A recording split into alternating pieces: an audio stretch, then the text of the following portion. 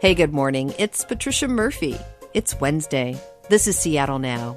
It's been a bumpy couple of years around this city, and yet 15 mayoral candidates say they want the job of running it. We're less than a week away from Seattle's primary election. In a minute, Crosscut reporter David Kroman will give us the lowdown on that ballot sitting on your kitchen table. But first, let's get you caught up.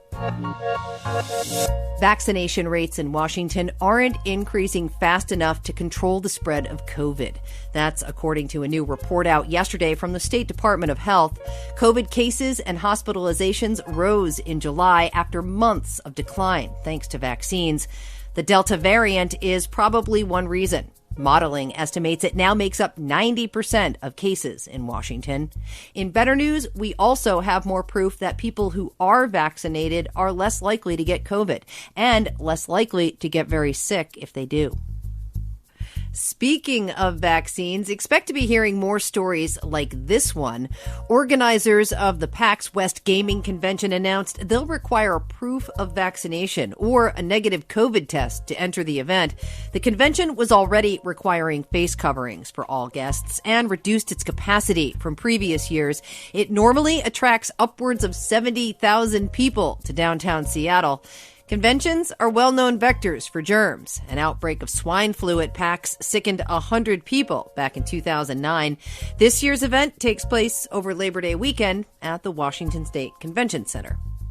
And at least one Washingtonian will be coming home with an Olympic medal. Vancouver native Jordan Childs helped the women's gymnastics team win silver on Tuesday. Childs was only supposed to compete in 2 events, but stepped in to relieve Simone Biles on the uneven bars after she bowed out at the last minute.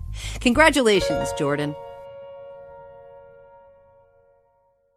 With everything going on this summer, wildfires, the Delta variant, billionaires, space travel, maybe you missed that there are some local elections happening. Yes, Seattle's primary. You still have time, but ballots are due August 3rd. And settle in with the voter's guide if you're undecided right now. There's a lot to consider as the city emerges from the pandemic and confronts a crisis in homelessness.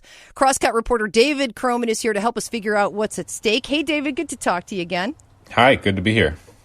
So the city has been through the ringer for the last couple of years, not unlike a lot of cities, but there are some big issues here like homelessness, housing costs, and police reform that are really, really top of mind for voters. And we talked to some people around the city about what they're looking for in the next mayor. And here's what they said. Honestly, I think this time around I would like a person of color. The homelessness right now and just the crimes that are happening around the neighborhood. Definitely, well, right here, all of the homelessness. So I'd like to see more services instead of sweeps. Just where the funding is going, like where our tax dollars are going. So, for example, I work for the summer camp over here, and one of our big things is how much of that money is actually going to the schools and how is it actually going to be beneficial to the schools. The, obviously, cost of living and the violence, gun violence, that's been on a rise. With all these new buildings coming up in the area, the rent prices are increasing and it's pushing more of my people out. David, we just heard from voters in the Central District and South Seattle about what they want from this election. What have you learned about what's motivating voters?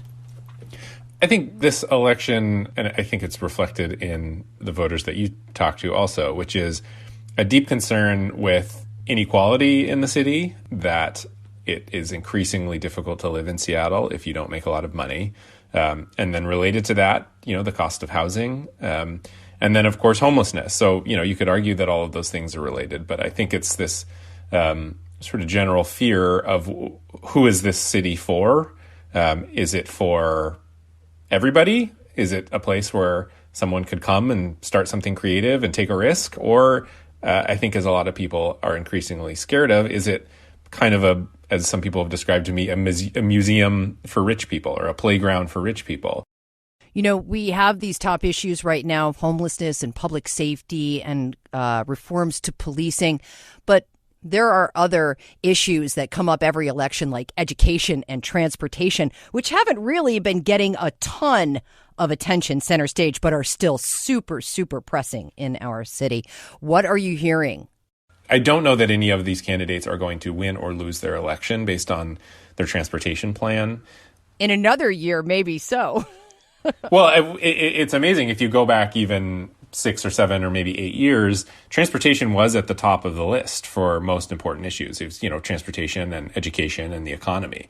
Now it is homelessness and housing and then everything else. Maybe increasingly policing, but there is a pretty major cliff after homelessness and housing. And so I think, yes, there is talk about transportation. I think a lot of it is around how does the city help Sound Transit maybe build its light rail system faster? Should downtown implement congestion pricing, basically charge people to drive into downtown? How much parking should be required when building housing? So these issues are real and being debated, but the disproportionate amount of time that these candidates are spending talking about homelessness and housing is reflective of, what everybody has come to understand, which is that's how they're going to win or lose this campaign. And what about the city council race? There was so much dissatisfaction around this last city council. 2 of the 9 seats are up for grabs right now. What are you hearing about the races and how it's going to impact the city's direction? One of the 2 races is Teresa Mosqueda versus a lot of people who have no political experience. And we kind of know how she governs. She is a progressive, but not a progressive in the sense of Kshama Sawant. She's a progressive who still sort of sees the value in working with business and trying to sort of bridge some divides between business and labor, if only because she sort of believes that helps her progressive policies kind of withstand tests further down the road. In the other race, though, it's a really interesting race because it is, you could argue, it's really the perfect encapsulation of Seattle politics. There's a bunch of people running, but really there are only 3 serious candidates in this race, which is Breonna Thomas, Nikita Oliver, and Sarah Nelson. And the 3 of them, Nikita is an abolitionist. They have said they support defunding the police.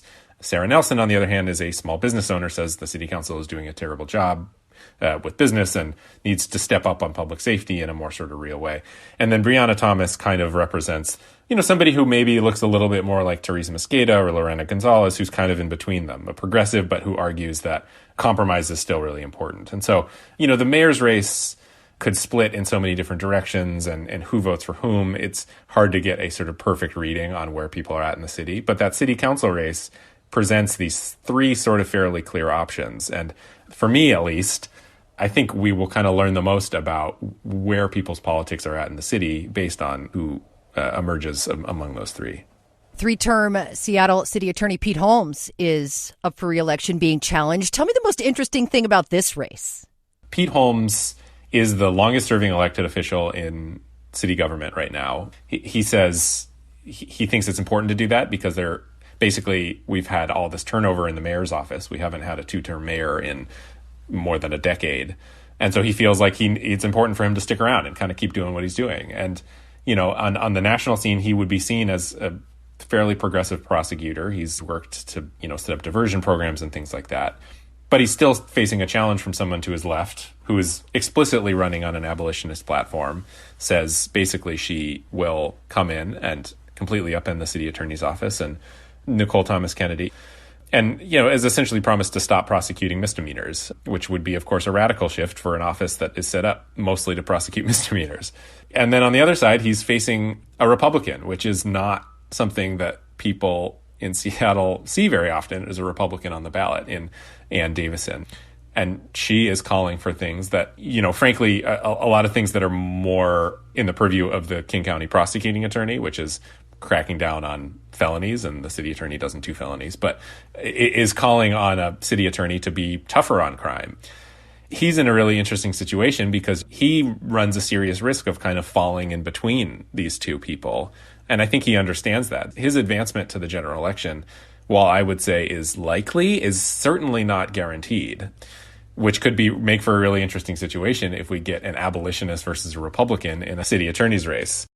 Let's talk a little bit about the Compassion Charter Amendment. This is a measure on the ballot that addresses encampments in public spaces, but the language is a little tricky. Yeah, so this is this measure that basically would mandate the city build a certain amount of housing over a certain number of years, which is controversial because it's a charter amendment, which would write it into the city's constitution. this isn't just a simple law. This is really kind of etching this in stone that the city has to build a certain amount of housing units. What's controversial about it, though, is the charter amendment doesn't include any new funding. So housing is expensive. So it would kind of tie the city's hands to coming up with the housing for this. And then the type of housing that it's guaranteeing is also controversial because it is unclear whether this would be sort of permanent housing or if this would just motivate the city to build a bunch of emergency shelter, which I think a lot of people in the homelessness world are trying to move away from emergency shelter. But the sort of goal of it is to create space so that parks and sidewalks and things like that, basically have less visible homelessness in those areas by creating this emergency shelter that then those people would basically have to move into, or the city would have to push them into that. I think right now, from what I've heard, this is a pretty good chance of passing. Well, of course, all of these races are going to be determined by voters. And turnout was really strong during the last election. David, this is a summer primary. Are we likely to see something different? It is. I think King County said they're maybe expecting 40% turnout. I don't remember what our final number was during the presidential election, but I think it was north of 80%. So it was pretty darn high, yeah. It's definitely going to be a drop-off. We don't know who's going to turn out, but we know from past elections that it's disproportionately older folks, disproportionately more wealthy folks who have lived in their homes for a long time. And that shapes policy. We have seen efforts, especially from Nikita Oliver, who we've mentioned before, to get new voters to turn out, try and raise the enthusiasm level.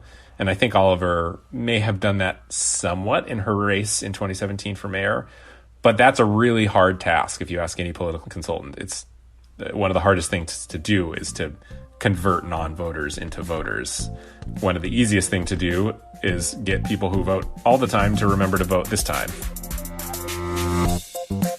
And if you still need to vote, ballots need to be postmarked by August 3rd, or you can drop them in a ballot box by 8 p.m. That's next Tuesday, people. David Kroman is a reporter with Crosscut. Thanks for taking the time, David. Good to talk to you. Thanks for having me. Thanks for spending time with us today. If you want more Seattle Now, follow us on Instagram. We're at Seattle Now Pod. Jenny Cecil Moore produced today's show. Our production team is Clare McGrane, Caroline Chamberlain Gomez, Diana Opong, Matt Martin, and Jason Pagano. Matt Jorgensen does our theme music. I'm Patricia Murphy. See you tomorrow.